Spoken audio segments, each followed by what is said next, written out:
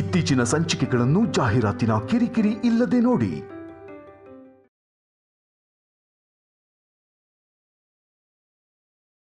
ಗಂಡಸರು ಹೊರಗಡೆ ಕಷ್ಟಪಟ್ಟು ಬರ್ತಿದೀವಿ, ಹೆಂಡತಿ ಏನ್ ಮಾಡ್ತಾಳೆ, ಮನೇಲೆ ಫ್ರೀ ಆಗಿರ್ತಾಳೆ ಅಂತ ಅನ್ಕೋತೀವಿ.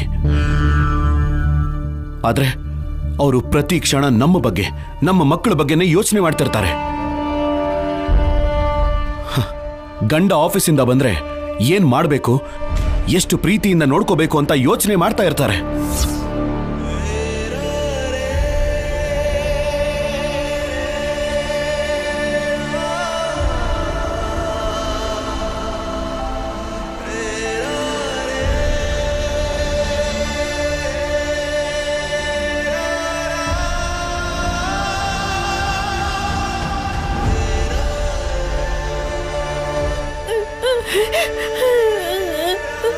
ಕೆಲವು ಹೆಣ್ಮಕ್ಳು ಮಾತ್ರ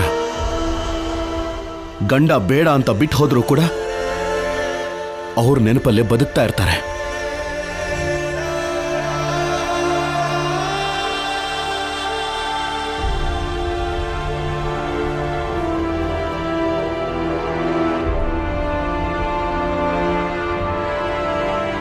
ಇನ್ನು ಕೆಲವರು ಗಂಡ ಎಷ್ಟೇ ಕಷ್ಟ ಕೊಟ್ರೂ ಸರಿ ಅದನ್ನ ಆನಂದವಾಗಿ ಸಹಿಸ್ಕೋತಾರೆ.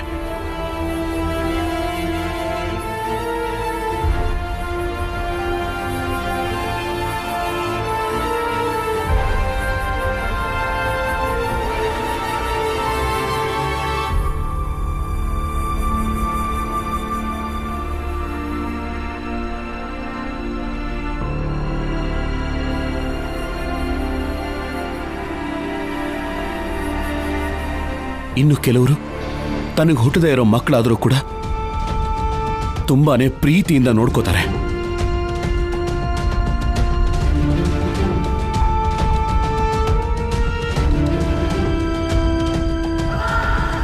ಮೋಕ್ಷ ನನ್ನ ಮಗ ಅಲ್ಲ, ಹಾಗೆ ಕಲ್ಯಾಣಿ ನಿಮ್ಮ ಮಗಳಲ್ಲ, ಅದಕ್ಕಾಕೆ ಸ್ಟಾರ್ಟ್ ಮಾಡ್ತಿದ್ದೀರಾ?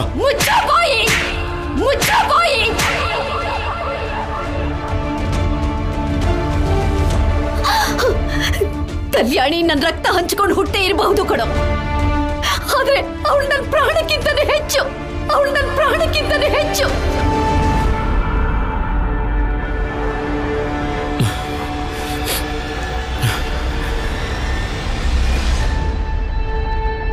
ಅಂಥ ಪ್ರೀತಿ ತೋರಿಸೋರು ತುಂಬಾ ಕಡಿಮೆ ಜನ ಸಿಗೋದು. ನಿನ್ನ ಹೆಂಡತಿ ಅಂಥವಳನೆ.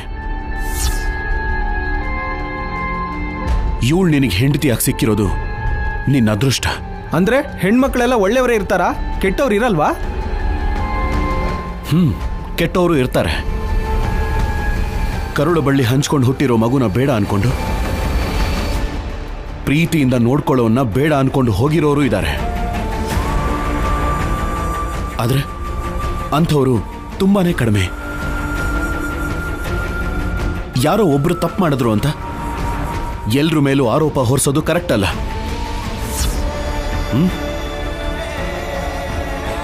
ನಿನ್ನ ಹೆಂಡತಿ ಮೇಲೆ ನಿನಗೆ ಅನುಮಾನ ಬರೋಕ್ಕೂ ಮುಂಚೆ ಮಗುನ ಎತ್ಕೊಂಡಿದ್ಯಲ್ವಾ? ಆವಾಗ ಯಾವಾಗ್ಲಾದ್ರೂ ಆ ಮಗು ನನಗೆ ಹುಟ್ಟಿದ್ದೇ ಅಲ್ಲ ಅಂತ ಅನ್ಸಿದ್ಯಾ? ಅನ್ಸಿರೋದಿಲ್ಲ. ಯಾಕೆ ಅಂದ್ರೆ ಅವನು ನಿನ್ನ ಮಗ ಅಂತ ನಿನ್ನ ಕಣ್ಣಿಗೆ ಪ್ರೂಫ್ ಬೇಕೇನೋ, ಆದ್ರೆ ಮನಸ್ಸಿಗದ ಅವಶ್ಯಕತೆ ಇಲ್ಲ. ಯಾಕೆ ಹೇಳ್ತಿದ್ದೀನಿ ಅಂತ ಕೇಳಿಸ್ಕೊ. ಆದ್ರೆ ಅವಸರ ಪಟ್ಟು ನಿರ್ಧಾರ ತಗೋಬೇಡ, ಜೀವನನೇ ನಾಶ ಆಗೋಗುತ್ತೆ. ಏನೋ ಸರ್, ಇಂಥ ನೀತಿ ಮಾತು ಕೇಳೋಕೆ ಚೆನ್ನಾಗೇ ಇರುತ್ತೆ. ನೀವು ನನ್ನ ಪ್ಲೇಸಲ್ಲಿದ್ರೆ ನನ್ನ ನೋವು ಏನು ಅಂತ ಅರ್ಥ ಆಗುತ್ತೆ ನಿಮ್ಗೆ. ನಿಮ್ ಮಗ ಅಲ್ದೇ ಇರೋನ್ನ ನೀವು ದೊಡ್ಡ ಮನ್ಸು ಮಾಡಿ ನಿಮ್ಮ ಮನೇಲಿ ಇಟ್ಕೋತೀರೇನೋ, ಆದ್ರೆ ನಾನು ಹಾಗೆ ಬದುಕೋಕ್ಕಾಗಲ್ಲ. ಈಗ ನೀವು ಹೇಳ್ದಾಗೆ ಇವನು ನನ್ನ ಮಗ ಅಂತ ಮನೆಗೆ ಕರ್ಕೊಂಡು ಹೋದೆ ಅನ್ಕೊಳ್ಳಿ, ಮುಂದೆ ಒಂದಿನ ಇವನು ನನ್ನ ಮಗ ಅಲ್ಲ ಅಂತ ಊರ್ನವ್ರಿಗೆ ಇವಳು ಮಾಜಿ ಲವರ್ ಹೇಳಿದ್ರೆ, ಈ ಊರಿನ ಜನರು ನಿನ್ನ ಮಗು ಅಲ್ವಾ ಅಂತ ಕೇಳಿದ್ರೆ ಆಗ ನಾನು ಹೇಗ್ ಬದುಕಬೇಕು?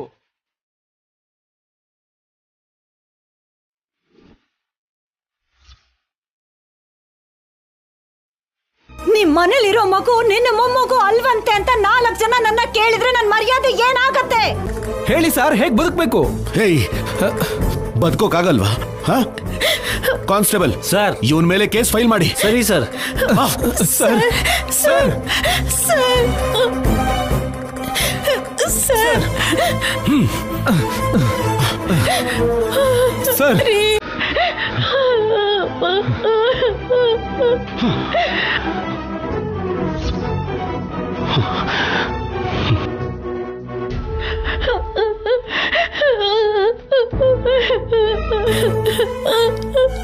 ಏನು ಬೇಜಾರು ಮಾಡ್ಕೋಬೇಡಮ್ಮ.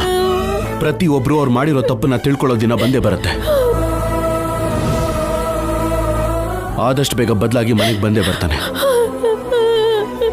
ಕಾನ್ಸ್ಟೇಬಲ್ ಸರ್, ಇವರನ್ನ ಹುಷಾರಾಗಿ ಕರ್ಕೊಂಡು ಹೋಗಿ ಮನೆಗೆ ಬಿಟ್ಟು ಲೇಡಿ ಕಾನ್ಸ್ಟೇಬಲ್ನ ಒಂದು ಸ್ವಲ್ಪ ದಿನ ಇವ್ರ ಜೊತೆ ಇರೋಕೆ ಹೇಳಿ. ಸರಿ ಸರ್. ಬನ್ನಿ ಮೇಡಮ್.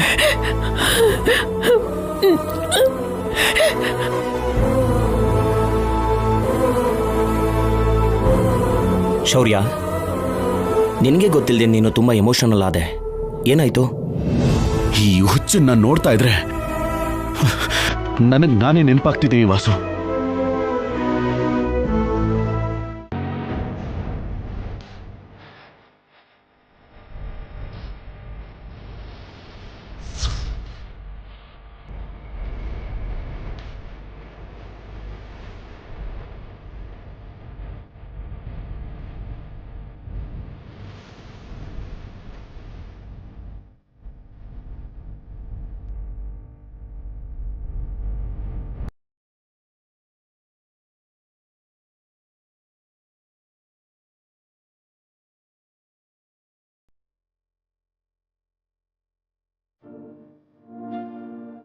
ಮಾಧುರಿ, ನೀನವರನ್ನ ನನ್ನಿಂದ ಬೇರೆ ಮಾಡಿ ಕರ್ಕೊಂಡು ಹೋದಾಗ ನೀನ್ ಕಾಣಿಸಿದ್ರೆ ಸಾಕು, ಯಾಕೆ ಹೀಗೆ ಮಾಡ್ದೆ ಮಾಧುರಿ ಅಂತ ಕೇಳಬೇಕು ಅಂತ ಅನಿಸ್ತಿತ್ತು. ಆದ್ರೆ ಈಗ ನಾನು ನಿನಗೆ ಋಣಿಯಾಗಿದ್ದೀನಿ ಮಾಧುರಿ.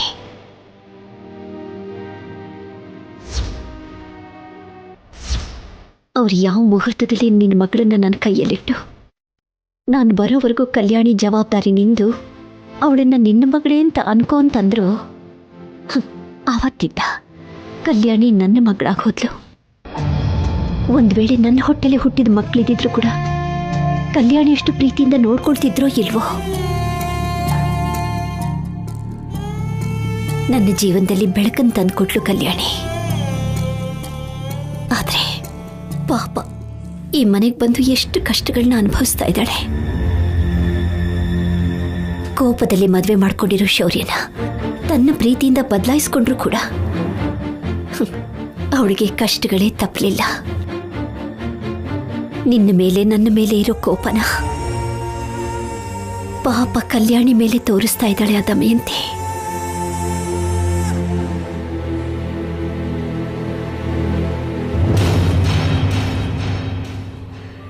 ದಮಯಂತಿ ಒಬ್ಳು ಬದಲಾಗ್ಬಿಟ್ರೆ ಸಾಕು, ಎಲ್ಲರೂ ಆನಂದವಾಗಿರ್ತೀವಿ. ದಮಯಂತಿ ಒಳ್ಳೆಯವಳಾಗ್ತಾಳೇನೋ ಅಂತ ಎಷ್ಟು ಕಾದ್ರೂ ಕೂಡ ಅವಳು ಬದಲಾಗೋ ಲಕ್ಷಣನೇ ಕಾಣಿಸ್ತಾ ಇಲ್ಲ. ಈ ಮನೇಲಿ ದಮಯಂತಿ ಬದಲಾದ್ರೆ ಮಾತ್ರನೇ ಕಲ್ಯಾಣಿ ಜೀವನದಲ್ಲಿ ಬೆಳಕು ಬರೋದು. ಸತ್ತಿರೋ ಮಾಧುರಿ ದೆವ್ವ ಆಗಿ ಬಂದ್ರು, ಜೈಲಿಂದ ಬಿಡುಗಡೆ ಆಗಿ ನಮ್ಮಣ್ಣ ಬಂದ್ರು, ಅಥವಾ ದೇವ್ರ ಕೆಳಗಿಳಿದ್ ಬಂದ್ರು, ನಾನು ನಾನಾಗೇ ಇರ್ತೀನಿ. ಯಾವುದೇ ಕಾರಣಕ್ಕೂ ಬದಲಾಗಲ್ಲ. ನನ್ನ ಮನ್ಸಿಗೆ ಇಷ್ಟ ಆದ್ರೆ ತಲೆ ಮೇಲೆ ಕೂರಿಸ್ಕೋತೀನಿ, ಇಷ್ಟ ಆಗ್ಲಿಲ್ಲ ಅಂದ್ರೆ ಕೆಟ್ಟ ಹುಳುನ ನೋಡ್ದ ಹಾಗೆ ನೋಡ್ತೀನಿ.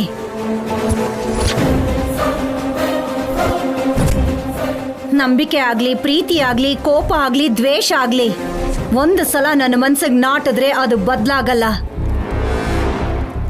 ಯಾರೇ ಬಂದ್ರೂ ಬದಲಾಯಿಸೋಕ್ಕೂ ಆಗಲ್ಲ. ಕಲ್ಯಾಣಿ ಜೀವನ ಹೀಗೆ ಇರತ್ತೆ.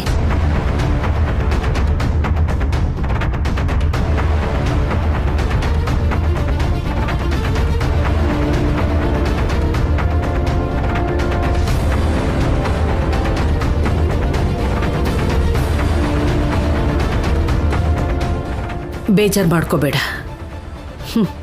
ಅವಳನ್ನ ಬದಲಾಯಿಸ್ಬೇಕು ಅನ್ಕೊಳ್ಳೋದು ನಮ್ಮ ವಿವೇಕ. ಅದಕ್ಕೆ ಅಂಥ ಯೋಚನೆಗಳನ್ನ ಇಟ್ಕೋಬೇಡ. ಇತ್ತೀಚೆಗೆ ಶೌರ್ಯ ಕಲ್ಯಾಣಿನ ಪೂರ್ತಿಯಾಗಿ ಅರ್ಥ ಮಾಡ್ಕೊಳಕ್ ಶುರು ಮಾಡಿದ್ದಾನೆ. ನೀನ್ ಅನ್ಕೊಂಡ ಹಾಗೆ ಇವಾಗ ಅವರಿಬ್ರು ನಾವು ಹತ್ರ ಮಾಡಬೇಕು. ಯಾರೇ ಅವರಿಬ್ಬರ ಮಧ್ಯೆ ಬಂದು ದೂರ ಮಾಡಬೇಕು ಅಂತ ನೋಡಿದ್ರು ಶೌರ್ಯನ್ ಮನ್ಸು ಬದಲಾಗ್ದೇನೆ ಇರಬೇಕು. ಇದೆಲ್ಲ ನಡಿಬೇಕು ಅಂದ್ರೆ ನಾವಂದ್ಕೊಂಡಾಗಬೇಕು. ದಮಯಂತಿನ ಏಮಾರಿಸಿ ಶೌರ್ಯ ಕಲ್ಯಾಣಿನ ಒಂದು ಮಾಡೋದಕ್ಕೆ ಒಬ್ರನ್ನ ಕರೆಸಿದ್ದೀನಿ.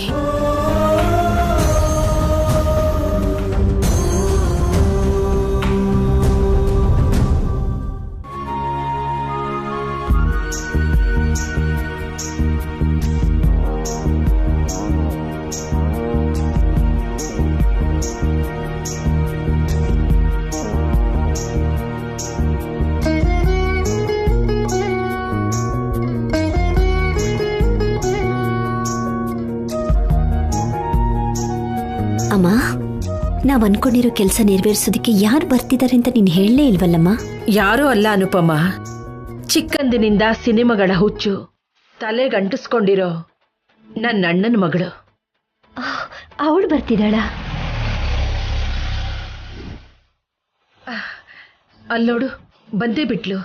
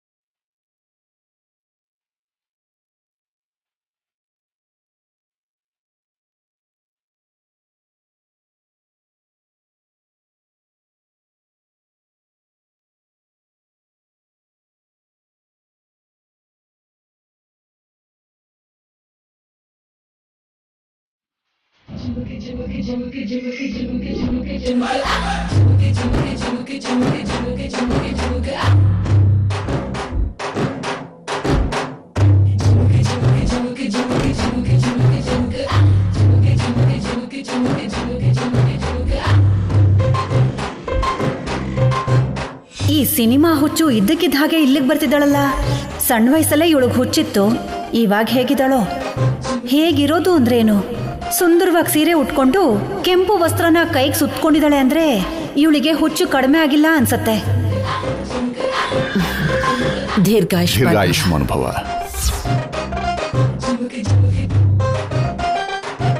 ಅಜ್ಜಿ, ತಾತ ಚೆನ್ನಾಗಿದ್ದೀರಾ? ತುಂಬಾ ಚೆನ್ನಾಗಿದ್ದೀವಿ. ಅಷ್ಟಕ್ಕೂ ನಿಮ್ ಮನೆಯವರೆಲ್ಲ ಹೇಗಿದ್ದಾರೆ? ನೀನ್ ಹೇಗಿದೀಯಾ? ಎಲ್ರೂ ಚೆನ್ನಾಗಿದ್ದಾರೆ. ಇನ್ನು ನನ್ ಬಗ್ಗೆ ಕೇಳ್ತೀಯಾ? ಲೇಡಿ ಸೂಪರ್ ಸ್ಟಾರ್ ನಾನು.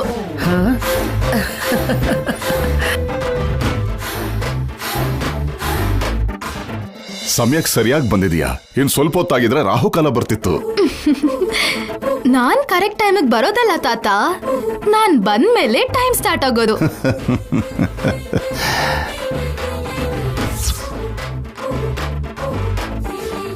ಚೆನ್ನಾಗಿದ್ದೀರಾ ಚಿಕ್ಕಪ್ಪ? ಚೆನ್ನಾಗಿದ್ದೀರಾ ಚಿಕ್ಕಮ್ಮ? ಚೆನ್ನಾಗಿದ್ದೀವಮ್ಮ. ಸಣ್ಣ ವಯಸ್ಸಲ್ಲಿ ಅತ್ತೆ ಅತ್ತೆ ಅಂತ ಹಿಂದೆನೆ ಬರ್ತಿದ್ಲು, ಈಗ ನನ್ನನ್ನು ಮಾತೇ ಆಡಿಸ್ತಿಲ್ಲ. ಇಲ್ಲಿ ನಾನು ಒಬ್ಳಿದೀನಿ ಅಂತ ಮರ್ತು ಹೋಗಿರೋ ಹಾಗಿದೆ. ಅತ್ತೆ, ನಿನ್ನನ್ ಹೇಗ್ ಮರಿತೀನಿ? ಬರ್ತೀನಿರು. ಇದೇನತ್ತೆ ಮನೆ ಮಧ್ಯೆ ಗೋಡೆ? ವಾಸ್ತು ದೋಷನಾ? ಮನುಷ್ಯ ದೋಷ, ಅದೊಂದ್ ದೊಡ್ಡ ಕತೆ ಬಿಡು. ಏನಿದ್ರೆ ಏನು, ನನಗಿದಿಷ್ಟ ಆಗ್ಲಿಲ್ಲ. ಅದ್ ಸರಿ, ಇದೇನತ್ತೆ ಗುಂಡ್ಗುಂಡಕ್ಕಿದ್ದೋಳ್ ನೀನು ಕಡ್ಡಿ ತರ ಸಣ್ಣ ಆಗ್ಬಿಟ್ಟಿದ್ಯಾ? ಈ ನಡುವೆ ಹೊಟ್ಟೆ ಉರಿ ಜಾಸ್ತಿ ಆಗಿದ್ಯಮ್ಮ. ಎದುರುಗಡೆಯವ್ರು ಚೆನ್ನಾಗಿದ್ರೆ ತಡೆಯೋಕ್ಕಾಗಲ್ಲ. ಆ ಹೊಟ್ಟೆ ಉರಿ ನಿಮ್ಮ ಅತ್ತೆನ ತಿಂತಾ ಇದೆ. ಪಕ್ಕದಲ್ಲೇ ಇದು ಹೀಗೆ ಹೇಳ್ತಾ ಇದ್ರೆ ನೋವಲ್ಲಿ ಸಣ್ಣ ಆಗದೆ ಇನ್ನೇನ್ ಮಾಡ್ತೀನಿ? ನನ್ ವಿಷಯ ಬಿಡು. ಇದಕ್ಕಿದ್ದ ಹಾಗೆ ಪ್ರತ್ಯಕ್ಷ ಆಗಿದ್ಯಲ್ಲ, ಏನಾದ್ರೂ ವಿಶೇಷನಾ? ನಿನಗೆ ಹೇಗೆ ಗೊತ್ತಾಯ್ತತ್ತೆ? ಪ್ರಸ್ತಕ್ಕೋಸ್ಕರನೇ ಬಂದಿರೋದು.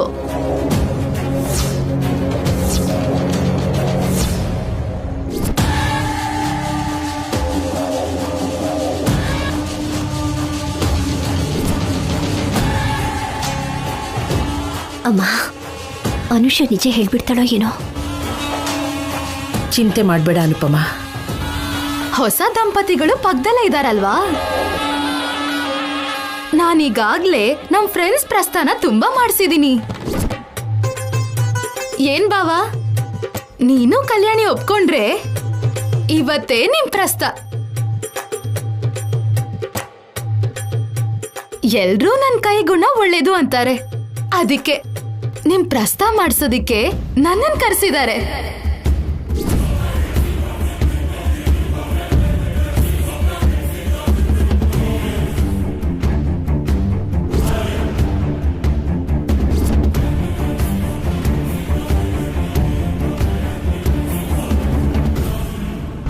ಏನ್ ನೀನ್ ಹೇಳ್ತಿರೋದು?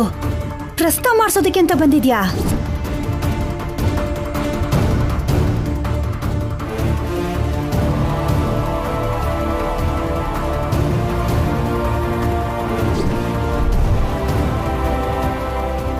ಅನುಷನ್ ಹತ್ರ ದಮಯಂತಿ ಇದೆಲ್ಲ ಗೊತ್ತಿಲ್ಲ ಅಂತ ನೀನು ಹೇಳಿಲ್ವಮ್ಮ?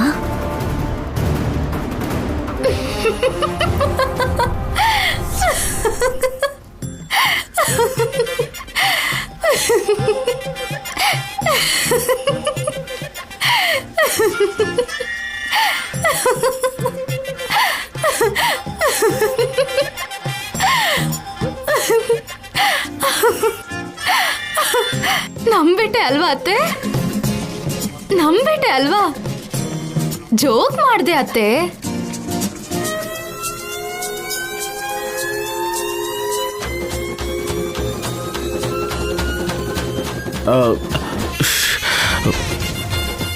ಒಂದೇ ಸರಿಗೆ ಯಾಕೆ ಸೀರಿಯಸ್ ಆಗ್ಬಿಟ್ಟೆ?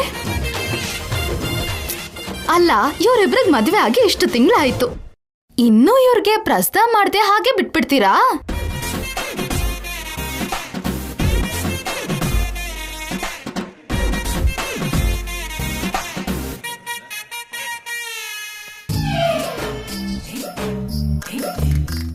ಶೌರ್ಯ ಕಲ್ಯಾಣಿ ಜೋಡಿ ತುಂಬಾ ಚೆನ್ನಾಗಿದೆ. ಇವರಿಬ್ರಿಗೂ ನನ್ ದೃಷ್ಟಿನೇ ಬೀಳೋ ತರ ಇದೆ.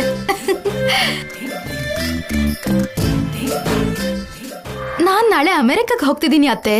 ಅದಕ್ಕೆ ಒಂದ್ಸಲ ನಿಮ್ಮನ್ನೆಲ್ಲ ನೋಡ್ಕೊಂಡು ಹೋಗೋಣ ಅಂತ ಬಂದೆ. ಹೌದಾ? ಸರಿ, ನಮ್ಮನೆಗ್ ಬಾ.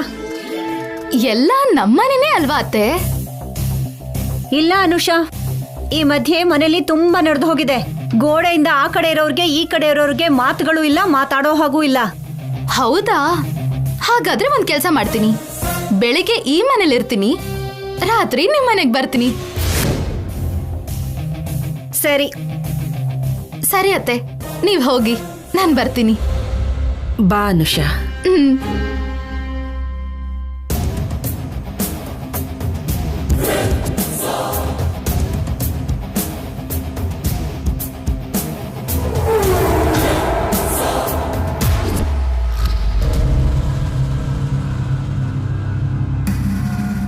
ಅಜ್ಜಿ, ನೀನು ಕಲ್ಯಾಣಿ ಶೌರ್ಯನ ಒಂದ್ ಮಾಡ್ಬೇಕು.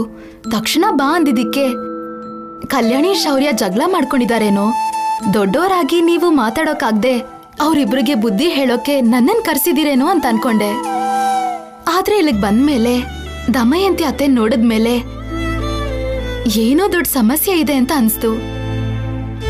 ಅಷ್ಟಕ್ಕೂ ಏನ್ ನಡೀತು ಅಜ್ಜಿ? ಮಗುನ ಬಿಟ್ಟು ಸಂಪದ ಸಿದ್ದು ಜೊತೆ ಹೊರಟು ಹೋದ್ಲು. ಅವ್ರಾಗ ಹೋಗೋದಕ್ಕೆ ಕಾರಣ ಕಲ್ಯಾಣಿ ಅನ್ಕೊಂಡು ಶಿಕ್ಷೆ ಆಗಿ ತಾಳಿ ಕಟ್ಟದ ಶೌರ್ಯ. ಆದ್ರೆ ಕಲ್ಯಾಣಿನ ಹೆಂಡತಿಯಾಗಿ ಒಪ್ಕೊಂಡಿಲ್ಲ. ಶೌರ್ಯನ್ ಮನ್ಸನ್ನ ದಮಯಂತಿ ಪೂರ್ತಿಯಾಗಿ ಬದಲಾಯಿಸಿದಾಳೆ. ನಮ್ಮನ್ನ ಶತ್ರುಗಳು ಅನ್ಕೊಳ್ಳೋ ಹಾಗೆ ಪೂರ್ತಿಯಾಗಿ ಬದಲಾಯಿಸಿದಾಳೆ. ಶೌರ್ಯ ಕೂಡ ಅದೇ ನಿಜ ಅನ್ಕೊಂಡು ಭ್ರಮೇಲಿದ್ದಾನೆ.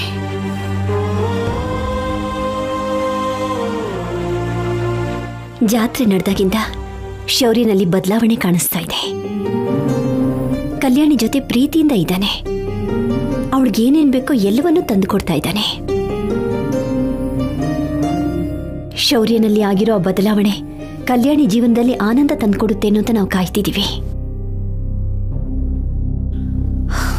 ಆದ್ರೆ ಅವರಿಬ್ಬರನ್ನ ಆ ರೀತಿ ನೋಡಿ ದಮಯಂತಿಗೆ ತಡ್ಕೊಳಕ್ಕಾಗ್ತಾ ಇಲ್ಲ. ಅವರಿಬ್ಬರನ್ನ ದೂರ ಮಾಡಬೇಕು ಅಂತಾನೆ ನೋಡ್ತಿದ್ದಾಳೆ. ಅಮ್ಮ, ನಾನು, ಅಪ್ಪ 3 ಜನನು ಹೋಗಿ ದಮಯಂತಿ ಹತ್ರ ಅವರಿಬ್ರು ಪ್ರಸ್ತಾವ ಮಾಡೋಣ ಅಂತ ಎಷ್ಟು ಹೇಳಿದ್ರು ದಮಯಂತಿ ಒಪ್ತಾನೇ ಇಲ್ಲ. ಶೌರ್ಯನ್ ಮನಸ್ಸು ಬದಲಾಗೋಷ್ಟರಲ್ಲಿ ಅವರಿಬ್ಬರ ಮಧ್ಯೆ ಪ್ರಸ್ತಾವ ನಡಿಬೇಕು. ಅದು ನಿನ್ನಿಂದ ಮಾತ್ರ ಸಾಧ್ಯನಮ್ಮ. ಈ ಕಾರ್ಯ ಹೇಗಾದ್ರೂ ನಡಿಲೇಬೇಕು. ನೀವೇನು ಬೇಜಾರು ಮಾಡ್ಕೋಬೇಡಿ ಅಮ್ಮ. ಇವತ್ತು ತುಂಬಾ ಒಳ್ಳೆ ದಿನ. ದಮಯಂತಿ ಅತ್ತೆನ ನಾನು ಹೇಗಾದ್ರೂ ಒಪ್ಸಿ ಇವತ್ ರಾತ್ರಿನೇ ಶೌರ್ಯ ಕಲ್ಯಾಣಿ ಪ್ರಸ್ಥಾನ ಮಾಡಿಸ್ತೀನಿ. ಹುಷಾರಮ್ಮ, ದಮಯಂತಿ ಅಷ್ಟು ಸುಲಭವಾಗಿ ಒಪ್ಕೊಳ್ಳಲ್ಲ.